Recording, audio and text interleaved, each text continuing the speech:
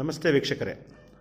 ಚಾರ್ವಾಕ ಸುದ್ದಿವಾಹಿನಿ ಇವತ್ತು ಸಾಗರದ ವಿದ್ಯುತ್ ಇಲಾಖೆಗೆ ಬಂದಿದೆ. ಅದರಲ್ಲೂ ಮುಖ್ಯವಾಗಿ ಗ್ರಾಮಾಂತರ ಪ್ರದೇಶದ ವಿದ್ಯುತ್ ನಿರ್ವಹಣೆ ಮಾಡುವಂಥ ಮುಖ್ಯಸ್ಥರಾದಂಥ ಚನ್ನಕೇಶವ ಇಂಜಿನಿಯರ್ ಅವರನ್ನು ಅತಿಯಾದ ಮಳೆಯ ಹಿನ್ನೆಲೆಯಲ್ಲಿ ಆದಂಥ ಅವಘಡವನ್ನು ಹೇಗೆ ನಿಭಾಯಿಸಿದ್ರಿ ಎನ್ನುವ ಕುರಿತು ಮಾತನಾಡಲು ಬಂದಿದ್ದೇನೆ.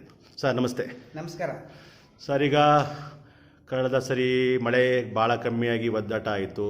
ಸಿಕ್ಕಾಪಟ್ಟೆ ಬಿಸಿಲಿನಿಂದ ಒದ್ದಾಡಿದ್ವಿ.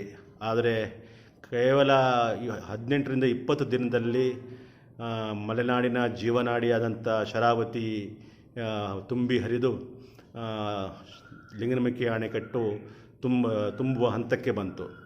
ಆದರೆ ಗ್ರಾಮಾಂತರ ಪ್ರದೇಶದಲ್ಲಿ ತುಂಬ ಅವಘಡಗಳಾದವು. ಇದನ್ನು ನೀವು ಯಾವ ರೀತಿ ನಿಮ್ಮ ಸಿಬ್ಬಂದಿಯ ಜೊತೆಗೆ ಸೇರಿಕೊಂಡು ನಿರ್ವಹಿಸ್ತೀರಿ ಸರ್?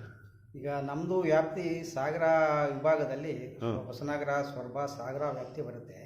ಅದರಲ್ಲಿ ನಾವು ಎಲ್ಲ ವಿಭಾಗಕ್ಕೂ ನಾವು ಈ ಜಂಗಲ್ ಕಟಿಂಗಿಗಾಗಿ ಮಜ್ಜೂರ್ ಗ್ಯಾಂಗ್ಗಳನ್ನೆಲ್ಲ ತೊಗೊಂಡಿದ್ವಿ ಎಲ್ಲ ಇದಕ್ಕೂ. ಅದು ಪೂರ್ವದಲ್ಲಿ ಅವರು ಈಗ ಈ ಮಾರ್ಗದಲ್ಲಿ ಇರ್ತಕ್ಕಂಥ ರೆಂಬೆ ಕೊಂಬೆಗಳನ್ನೆಲ್ಲ ಕಡಿದ್ಬಿಟ್ಟು ಸುರಕ್ಷಿತವಾಗಿ ಲೈನನ್ನು ಎಲ್ಲ ಸುರಕ್ಷಿತ ಮಟ್ಟದಲ್ಲಿ ಏನೋ ಅಪಾಯ ಆಗದಂಗೆ ಮಾಡಲಿಕ್ಕೆ ಒಂದು ಮೊದಲನೇ ಒಂದು ಪ್ರಯತ್ನವನ್ನು ಮಾಡಿದ್ದಾರೆ. ನಂತರದಲ್ಲಿ ಮಳೆಗಾಳಿಗೆ ನ್ಯಾಚುರಲ್ ಆಗಿ ಬೆಳ್ತಕ್ಕಂಥ ಈ ಅವಘಡಗಳು ಹಾಗೆ ಆಗ್ತವೆ. ಕೆಲವೊಂದು ಸಂದರ್ಭದಲ್ಲಿ ಮರ ಬಿದ್ದಾಗ ಕಂಬಗಳು ಡ್ಯಾಮೇಜ್ ಆಗ್ತವೆ. ಆ ಕಂಬಗಳನ್ನು ನಾವು ಅತಿ ಶೀಘ್ರದಲ್ಲಿ ನಮ್ಮ ಸಿಬ್ಬಂದಿ ಜೊತೆಗೆ ಗುತ್ತಿಗೆದಾರರು ಭಾಳ ತುಂಬ ಶ್ರಮ ವಹಿಸಿದ್ದಾರೆ. ಗುತ್ತಿಗೆದಾರರಿಂದ ನಮ್ಮ ಸಾಗರ ಆಗಲಿ, ಹೊಸನಗರ ಆಗಲಿ, ಜೋಗ ವ್ಯಾಪ್ತಿಯಲ್ಲಾಗಲಿ, ಸೊರಬ ವ್ಯಾಪ್ತಿಯಲ್ಲಾಗಲಿ ತಕ್ಷಣದಲ್ಲಿ ಸಕಾಲದಲ್ಲಿ ಎಲ್ಲವೂ ಅದನ್ನು ವಿದ್ಯುತ್ ಪುನರ್ ಸಂಪರ್ಕ ಮಾಡಲಿಕ್ಕೆ ಎಲ್ಲ ಪ್ರಯತ್ನ ಮಾಡಿಬಿಟ್ಟು ಇದುವರೆಗೂ ನಮಗೆ ಸುಮಾರು ನಮ್ಮ ವ್ಯಾಪ್ತಿಯಲ್ಲಿ 2318 ಕಂಬಗಳು ಡ್ಯಾಮೇಜ್ ಆಗಿದವು ನಮ್ಮ ವಿಭಾಗ ವ್ಯಾಪ್ತಿಯಲ್ಲಿ. 2318 ಏಪ್ರಿಲಿಂದ ಇಲ್ಲಿಗೆ. ಎಷ್ಟು ನಷ್ಟ ಆಗಿರ್ಬೋದು ಸರ್ ಅಲ್ಲಿಗೆ? ಅದ್ರ ಸುಮಾರು ಒಂದು ಕಂಬಕ್ಕೆ 3-4 ಸಾವಿರ ಅಂತಂದ್ರೂ ಇದಾಗಿರುತ್ತೆ, ಮಲ್ಟಿಪಲ್ ಇದಾಗಿರುತ್ತೆ. ಸೊ ಇಷ್ಟು ಕಂಬಗಳು ನಮಗೆ ಡ್ಯಾಮೇಜ್ ಆಗಿದವು. ಅವಾಗ ಆ ಸಂದರ್ಭದಲ್ಲಿ ಕೆಲವೊಂದು ಸಂದರ್ಭದಲ್ಲಿ ಟ್ರಾನ್ಸ್ಫಾರ್ಮರ್ಗಳು ಡ್ಯಾಮೇಜ್ ಆಗಿರ್ತವೆ. ಈ ಟ್ರಾನ್ಸ್ಫಾರ್ಮರ್ ಸ್ಟ್ರಕ್ಚರ್ ಮೇಲೆ ಬಿದ್ದಾಗ ಅದು ಡ್ಯಾಮೇಜ್ ಆಗಿ ಅದನ್ನು ಪುನಃ ರಿಪೇರಿ ಮಾಡಿಬಿಟ್ಟು ಹಾಕಬೇಕಾಗುತ್ತೆ. ಅದನ್ನು ಸಹ ನಾವು ರಿಪ್ಲೇಸ್ ಮಾಡಿಬಿಟ್ಟು ಎಲ್ಲ ಈ ಟಿಲ್ ಡೇಟ್ವರೆಗೆ ಯಾವುದೇ ರೀತಿಯಿಂದ ವಿದ್ಯುತ್ ರಹಿತ ಇರ್ತಕ್ಕಂಥ ಯಾವುದೇ ಪ್ರದೇಶವಾಗಲಿ ಇಲ್ಲ, ಎಲ್ಲವನ್ನು ವಿದ್ಯುತ್ ಸಂಪರ್ಕಗೊಳಿಸಿದ್ವಿ ನಾವು. ಅಲ್ಲ ಸರ್, ಈಗ ದಟ್ಟ ಮಳೆ ಶುರು ಆಯ್ತಲ್ಲ, ಗಾಳಿ ಮಳೆ ಶುರು ಆಯ್ತಲ್ಲ, ಗಾಳಿ ಮಳೆ ಶುರು ಆದಾಗ ಗ್ರಾಮಾಂತರ ಆ ಗುಡ್ಡಗಾಡು ಪ್ರದೇಶಗಳಲ್ಲೆಲ್ಲ ಕಾಡಿನ ನಡುವೆ ಕಂಬಗಳು ಹೋಗಿದ್ವು, ತುಂಬ ಕಂಬಗಳು ಬಿದ್ದವು. ಆ ಹೊತ್ತಿನಲ್ಲಿ ಅಂಥ ಒಂದು ಹೊತ್ತಲ್ಲಿ ನಿಮ್ಮ ಲೈನ್ಮ್ಯಾನ್ಗಳು ವಾರಿಯರ್ಸ್ ಥರ ಕೆಲಸ ಮಾಡಿದರು. ಅದು ಯಾವ ಥರ ಸರ್ ಅದು?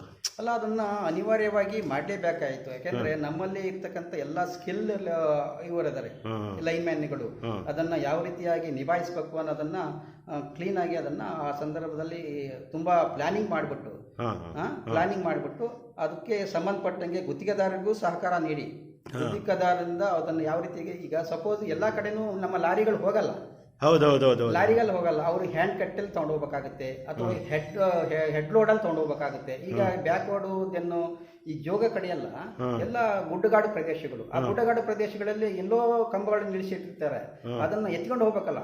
ಇದು ರಿಯಲಿ ಇದು ಈ ನಮ್ಮ ಗುತ್ತಿಗೆದಾರ ಒಂದು ಇದೆಯಲ್ಲ ಕೆಲಸ ಇದೆಯಲ್ಲ, ತುಂಬಾ ಬಹಳ ನೀಟಾಗಿ ಈ ಸರಿ ಮಾಡಿದ್ದಾರೆ. ನಮ್ಮಲ್ಲಿ ಈಗ ನಮ್ಮಲ್ಲಿ ಈ ಒಂದು 3 ತಿಂಗಳು ನಮಗೆ ಲಾರಿ ಇರಲಿಲ್ಲ. ಆ ಲಾರಿ ಇಲ್ಲದ ಸಂದರ್ಭದಲ್ಲೂ ಸಹ ಅವರು ತುಂಬಾ ಬಹಳ ಅಚ್ಚುಕಟ್ಟಾಗಿ ಕೆಲಸ ಮಾಡಿದ್ದಾರೆ. ಹಾಗಾಗಿ ಅವರ ಪ್ರಯತ್ನ ನಮ್ಮ ಲೈನ್ಮ್ಯಾನ್ಗಳಾಗಿ, ನಮ್ಮ ಇಲಾಖೆ ಅಧಿಕಾರಿಗಳಾಗಲಿ ಎಲ್ಲರ ಸರ್ವ ಪ್ರಯತ್ನದಿಂದ ಈವರೆಗೆ ನಮಗೆ ಏನು ಮಾಡಿರ್ತಕ್ಕಂಥ ಕೆಲಸಗಳಿಂದಾಗಿ ಈಗ ಸಂಪೂರ್ಣವಾಗಿ ನಮ್ಮ ವಿಭಾಗ ವ್ಯಾಪ್ತಿಯಲ್ಲಿ ಎಲ್ಲ ವಿದ್ಯುತ್ ಎಲ್ಲ ಮನೆಗಳಿಗೆ ವಿದ್ಯುತ್ತನ್ನು ನೀಡಿದೆವು. ಯಾವುದೇ ವಿದ್ಯುತ್ ರಹಿತ ಮನೆಗಳು ಯಾವುದೂ ಇಲ್ಲ ಈಗ.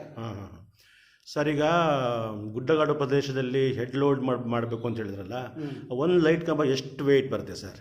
ಲೈಟ್ ಕಂಬ ಅಂದರೆ ಅದರಲ್ಲಿ ಡಿಫ್ರೆಂಟ್ ಇದಿರುತ್ತೆ. ಒಂದು 8 ಮೀಟ್ರ್ ಕಂಬ ಇರುತ್ತೆ, 8 ಮೀಟ್ರು, ಆಮೇಲೆ 9 ಮೀಟರ್ಸು, ಸಾಮಾನ್ಯವಾಗಿ 9 and 8 ಮೀಟರ್ಸ್ ನಾವು ಯೂಸ್ ಮಾಡೋದು. 200 kg ಇರುತ್ತೆ. 200 kg ಇರುತ್ತೆ.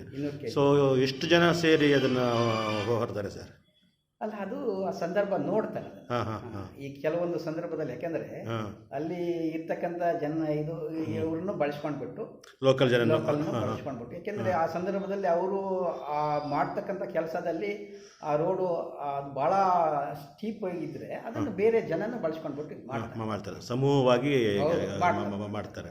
ಸಾಮಾನ್ಯವಾಗಿ ನಮ್ಮವರು ನಮ್ಮ ಗುತ್ತಿಗೆದಾರರಿಂದಾನೇ ಆಗುತ್ತೆ. ಹಾಂ ಬಹಳ ಕಡಿಮೆ ಅಂತ ಸಂದರ್ಭಗಳು ಬಹಳ ಕಡಿಮೆ.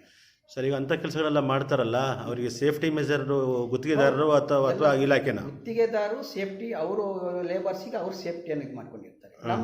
ನಮ್ಮ ಏನು ನಮ್ಮ ಲೈನ್ ಮ್ಯಾನ್ಗಳು ಏನಿದಾರಲ್ಲ ಅವರಿಗೆ ನಮ್ಮ ಇಲಾಖೆಯಿಂದ ಸೇಫ್ಟಿ ಮೆಜರ್ಸ್ನೆಲ್ಲ ನಾವು ಕೊಟ್ಟಿರ್ತೀವಿ, ಕೊಟ್ಟಿರ್ತೀವಿ. ಅದನ್ನು ಬಳಕೆ ಮಾಡ್ಕೊಂಡ್ಬಿಟ್ಟು ಅವರು ಸೇಫ್ಟಿಯನ್ನು ಆಗಿ ಕೆಲಸ ಮಾಡಬೇಕಾಗಿರುತ್ತೆ. ಸೊ ಯಾವುದೇ ಥರದ ಅವಘಡ, ವ್ಯಕ್ತಿಯ ಪ್ರಾಣಹಾನಿ ಏನಾಗಿಲ್ಲ ಸರ್?